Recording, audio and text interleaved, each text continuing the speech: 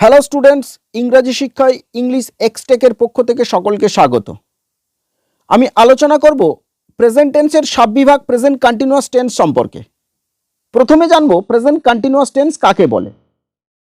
বর্তমানকালে কোনো কাজ চলিতেছে কিন্তু এখনো শেষ হয় নাই, এই রূপ বোঝালে ভার্বের রূপের যে পরিবর্তন হয় তাকে প্রেজেন্ট কন্টিনিউয়াস টেন্স বলে।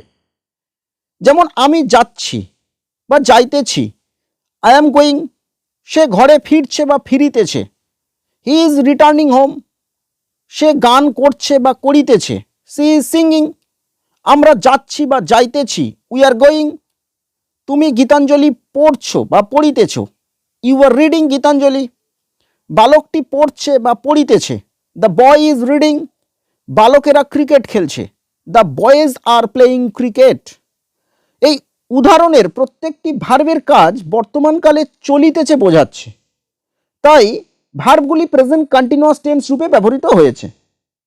কিন্তু আমরা কিভাবে বুঝব সেন্টেন্সগুলি প্রেজেন্ট কন্টিনিউয়াস টেন্সে আছে?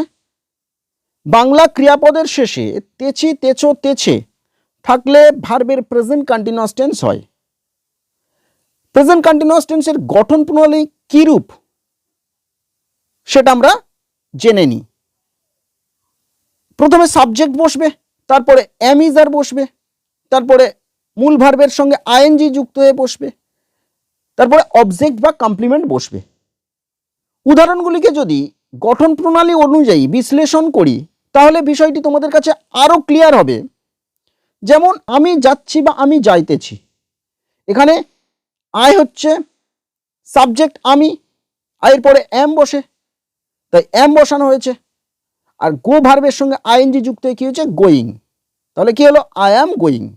সে ঘরে ফিরছে বা ফিরিতেছে, এখানে সাবজেক্টকে সে হি পুংলিঙ্গে, হির পরে ইজ বসে, তাই হি ইজ, রিটার্নের সঙ্গে আইএনজি যুক্ত হয়ে কি হয়েছে, রিটার্নিং, তারপর অবজেক্ট হিসেবে হোম বসেছে, তাহলে কি হলো, হি ইজ রিটার্নিং হোম। সে গান করছে, এখানে স্ত্রীলিঙ্গে, সাবজেক্ট হচ্ছে সে সি, সির পরে ইজ বসে, তাই সি ইজ সিং, গান করা, তার সঙ্গে আইএনজি যুক্ত হয়ে কী হচ্ছে, সিঙ্গিং, তাহলে সে গান করছে বা করিতেছে, কী হবে, সি ইজ সিঙ্গিং। বালকটি পড়ছে বা পড়িতেছে, এখানে বালকটি দ্য বয় সিঙ্গুলার বোঝাচ্ছে, তাহলে ইজ হবে, তাহলে দ্য বয় ইজ রিড ভার্বের সঙ্গে আইএনজি যুক্ত হয়ে রিডিং হয়েছে, রিডিং আ বুক অবজেক্ট হিসেবে বসেছে, তাহলে বালকটি বই পড়ছে, the boy is reading a book. আমরা যাচ্ছি বা যাইতেছি, এখানে সাবজেক্টকে উই প্লুরাল নাম্বার বোঝাচ্ছে, তাহলে উইয়ের পরে আর বসবে, উই আর যাচ্ছি, গো ভার্বের সঙ্গে আইএনজি যুক্ত হয়ে গোয়িং হয়েছে, তাহলে আমরা যাচ্ছি বা যাইতেছি, উই আর গোয়িং। তুমি গীতাঞ্জলি পড়ছো বা পড়িতেছ, এখানে সাবজেক্টকে ইউ, ইউর পরে আর বসে, তাই ইউ আর বসানো হয়েছে, আর রিড ভার্বের সঙ্গে আইএনজি যুক্ত হয়ে রিডিং হয়েছে, তাই ইউ আর রিডিং গীতাঞ্জলি। বালকেরা ক্রিকেট খেলছে বা খেলিতেছে, দ্য বয়েজ নাউনের প্লুরাল ফর্ম বোঝাচ্ছে, প্লুরাল নাম্বার হলে তাহলে আর বসে, তাই দ্য বয়েজ আর প্লে ভার্বের সঙ্গে আইএনজি যুক্ত হয়ে প্লেয়িং হয়েছে, the boys are playing cricket, cricket object হিসেবে বসেছে, তাহলে বালকেরা ক্রিকেট খেলছে বা খেলিতেছে, কি হবে, the boys are playing cricket.